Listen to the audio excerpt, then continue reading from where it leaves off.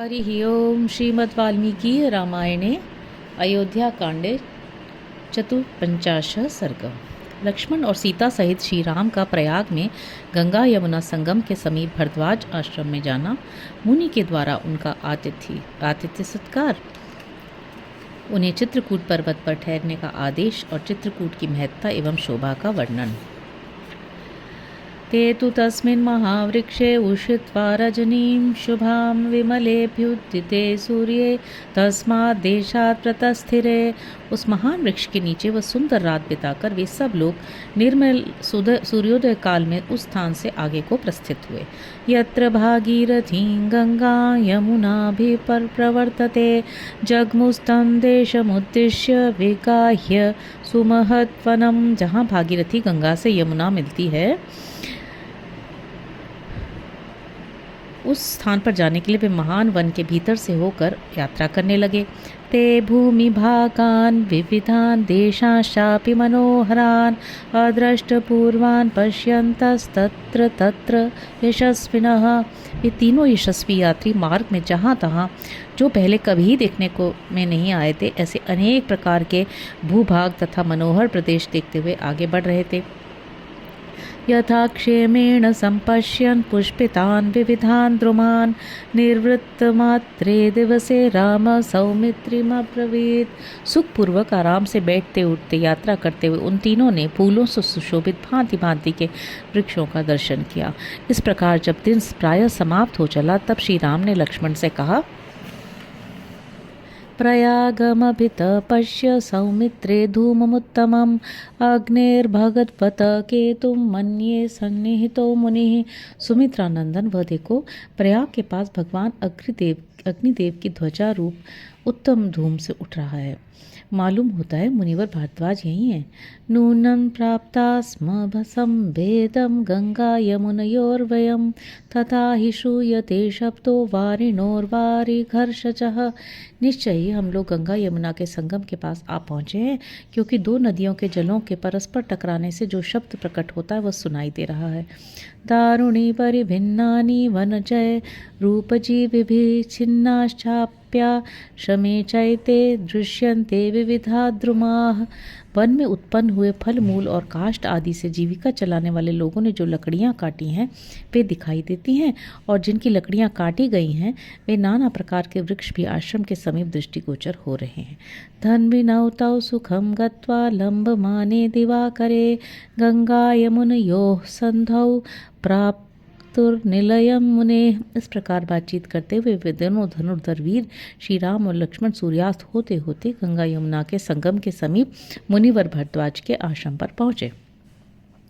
रामस्त्वाश्रमम् आसाद्य त्रासयन् मृगपक्षिणः गत्वा मुहूर्तमध्वानं भरद्वाजमुपागमत्। श्री रामचंद्र जी आश्रम की सीमा में पहुंचकर अपने धनुर्धर वेश के द्वारा वहां के पशु पक्षियों को डराते हुए दो ही घड़ी में तय करने योग्य मार्ग से चलकर भरद्वाज मुनि के समीप जा पहुँचे। ततस्त्वाश्रममासाद्य मुनिर्दर्शनकाङ्क्षिणौ सीतयानुगतौ वीरौ दूरादेवावतस्थतुः। आश्रम में पहुंचकर महर्षि के दर्शन की इच्छा वाले सीता सहित वे दोनों वीर कुछ दूर पर ही खड़े हो गए। सप्रविश्य महात्मानं ऋषिं शिष्यगणैर्वृतं संशितव्रतमेकाग्रं तपसा लभचक्षुषं हुताग्निहोत्रं दृष्ट्वा महाभागकृताञ्जलिः रामः सौमित्रिणा सार्धं सीतया चाप्यवादयत्। पर्णशाला में प्रवेश करके उन्होंने तपस्या के प्रभाव से तीनों कालों की सारी बातें देखने की दिव्य दृष्टि प्राप्त लेने वाले एकाग्रचित तथा तीक्ष्ण व्रतधारी महात्मा भरद्वाज ऋषि का दर्शन किया, जो अग्निहोत्र करके शिष्यों से घिरे हुए आसन पर विराजमान थे। महर्षि को देखते ही लक्ष्मण और सीता सहित महाभाग श्री राम ने हाथ जोड़कर उनके चरणों में प्रणाम किया। न्यवेदयत् चात्मानं तस्मै लक्ष्मण पूर्वजः पुत्रौ दशरथस्यावा भगवन् राम लक्ष्मणौ भार्या ममेयं कल्याणी वैदेही जनकात्मजा मां चानुयाता विजनं तपोवन मनंदिता। तत्पश्चात लक्ष्मण के बड़े भाई श्री रघुनाथ जी ने उनसे इस प्रकार अपना परिचय दिया। भगवान, हम दोनों राजा दशरथ के पुत्र हैं। मेरा नाम राम, इनका नाम लक्ष्मण है और ये विदेह राज जनक की पुत्री और मेरी कल्याणमयी पत्नी सती साध्वी सीता हैं, जो निर्जन तपोवन में भी मेरा साथ देने के लिए आई हैं। पित्रा प्रव्राज्यमानं मा सौमित्रिरनुजा प्रिया अयमन्वगमद्भ्राता वनमेव धृतव्रतः। पिता की आज्ञा से मुझे वन की ओर आते देख ये प्रिय अनुज भाई सुमित्रा कुमार लक्ष्मण भी वन में ही रहने का व्रत लेकर मेरे पीछे पीछे चले आए हैं। पित्रा नियुक्ता भगवन् प्रवेक्ष्यामस्तपोवनम धर्ममेवाचरिष्यामस्तत्र मूलफलाशनाः। भगवान, इस प्रकार पिता की आज्ञा से हम तीनों तपोवन में जाएंगे और वहाँ फल मूल का आहार करते हुए धर्म का ही आचरण करेंगे। तस्य तद्वचनं श्रुत्वा राजपुत्रस्य धीमतः उपानयत धर्मात्मा गामर्ध्यमुदकं ततः।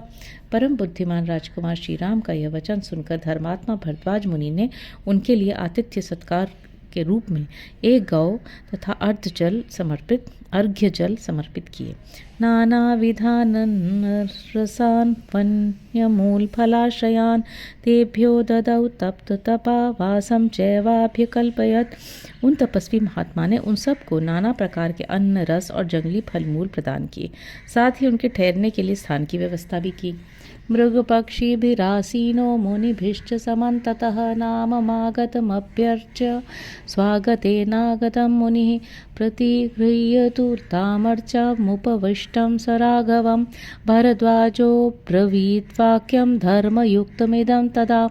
महर्षि के चारों ओर मृग, पक्षी और ऋषि मुनि बैठे थे और उनके बीच में वे विराजमान थे।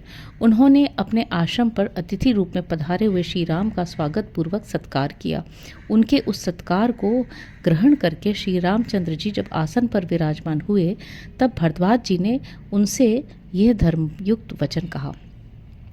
चिरस्य खलु काकुत्स पश्याम्यहमुपागतं श्रुतं तव मया चैव विवासनमकारणं।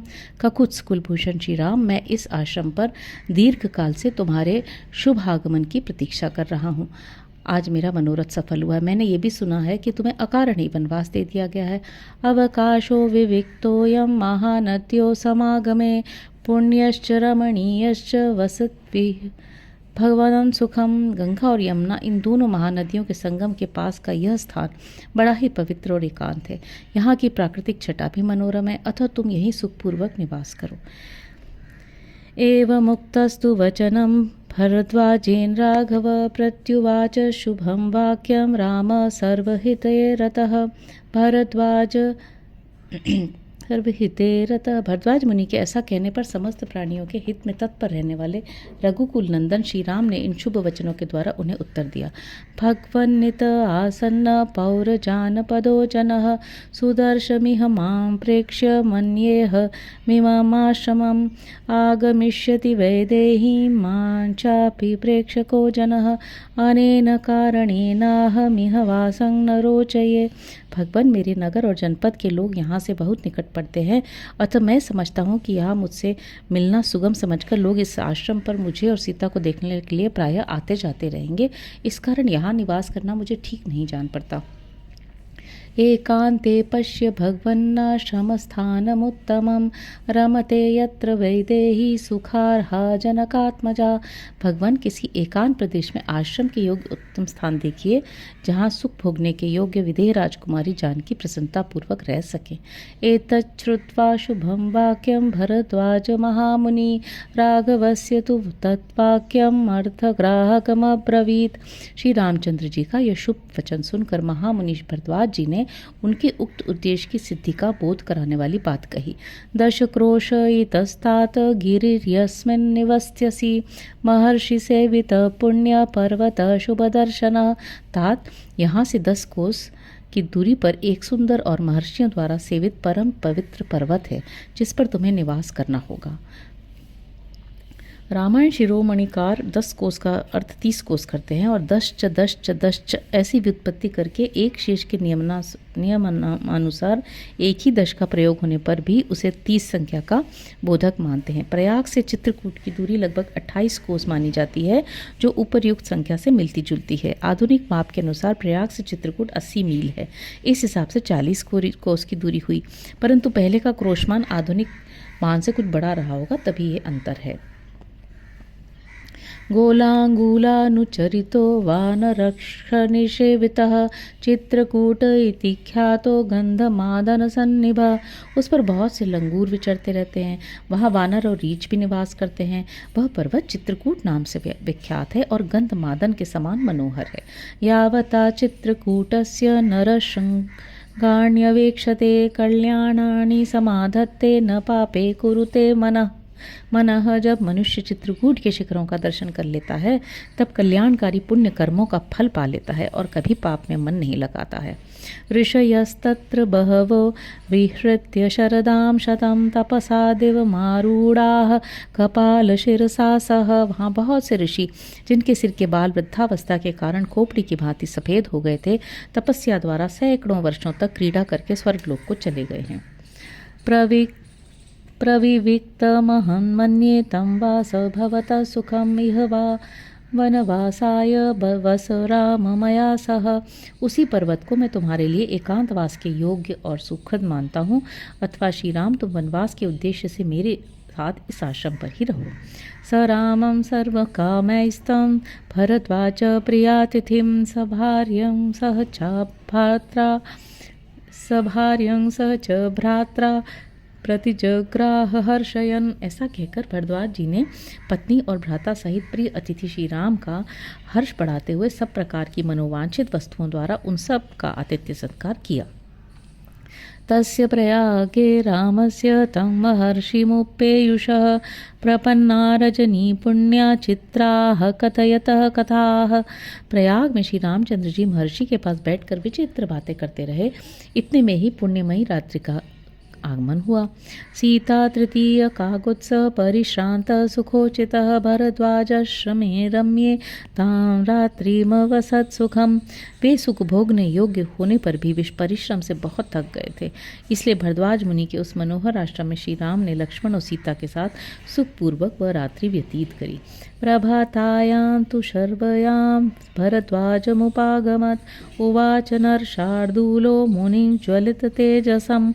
तदनंतर जब रात बीती और प्रातःकाल हुआ, तब पुरुष सिंह श्री राम प्रज्वलित तेज वाले भरद्वाज मुनि के पास गए और बोले, शर्वरीं भगवन्नत्य सत्यशील तवाश्रमे उषिताः स्मोह वसति मनुजानातु नो भवान। भगवान, आप स्वभावतः सत्य बोलने वाले हैं। आज हम लोगों ने आपके आश्रम में बड़े आराम से रात बिताई है। अब आप हमें आगे के गंतव्य स्थान पर जाने के लिए आज्ञा प्रदान करें। रात्र्यां तु तस्यां व्युष्टायां भरद्वाजो ब्रवीदिदं मधुमूलफलोपेतं चित्रकूटं व्रजेतिह वासमौपयिकं मन्ये तव राम महाबल। रात बीतने और सवेरा होने पर श्री राम के इस प्रकार पूछने पर भरद्वाज जी ने कहा, महाबली श्री राम, तुम मधुर फल फूल से संपन्न चित्रकूट पर्वत पर जाओ। मैं उसी को तुम्हारे लिए उपयुक्त निवास स्थान मानता हूँ। नाना नगण गणोपेत किन्नरो गसेवितः मयूरान्नादाभिरतो गजराज निषेवितः गम्यतां भवता शैलश्चित्रकूट सविश्रुतः। वह सुविख्यात चित्रकूट पर्वत नाना प्रकार के वृक्षों से हरा भरा है। वहाँ बहुत से किन्नर और सर्प निवास करते हैं। मोरों के कलरवों से वह और भी रमणीय प्रतीत होता है। बहुत से गजराज उस पर्वत का सेवन करते हैं। तुम वहीं चले जाओ। पुण्यश्च रमणीयश्च बहुमूल फलायुतः तत्र कुञ्जरयूथानि मृगयूथानि चैव हि विचरन्ति वनान्तेषु तानि द्रक्ष्यसि राघव। सरित्प्रस्रवणप्रस्थान् दरीकन्दरनिर्झरान् चरतः सीतया सार्धं नन्दिष्यति मनस्तव। वह पर्वत परम पवित्र, रमणीय तथा बहुसंख्यक फल मूलों से संपन्न है। वहाँ झुंड के झुंड हाथी और हिरन वन के भीतर विचरते रहते हैं। रघुनंदन, तुम उन सब को प्रत्यक्ष देखोगे। मंदाकिनी नदी, अनेकानेक जल स्रोत, पर्वत शिखर, गुफा, कंदरा और झरने भी तुम्हारे देखने में आएंगे। वह पर्वत सीता के साथ विचरते हुए तुम्हारे मन को आनंद प्रदान करेगा। प्रहृष्ट को यष्टिभ कोकिलस्वनै विनोदयन्तं च सुखं परं शिवं मृगैश्च मत्तैर्बहुभिश्च कुञ्जरैः सुरम्यमासाद्य समावसाश्रयम्। हर्ष में भरे टिट्टिब और कोकिलों के कलरवों द्वारा वह पर्वत यात्रियों का मनोरंजन सा करता है। वह परम सुखद एवं कल्याणकारी है। मदमत्त मृगों और बहुसंख्यक मत वाले हाथियों ने उसकी रमणीयता को और बढ़ा दिया है। तुम उसी पर्वत पर जाकर डेरा डालो और उसमें निवास करो। इत्यार्षे श्रीमद् रामायणे वाल्मीकि आदि काव्य अयोध्या कांडे 54 सर्ग। इस प्रकार श्री वाल्मीकि निर्मित आर्ष रामायण आदि काव्य के अयोध्या कांड में 54वां सर्ग पूरा हुआ। हरि ओम।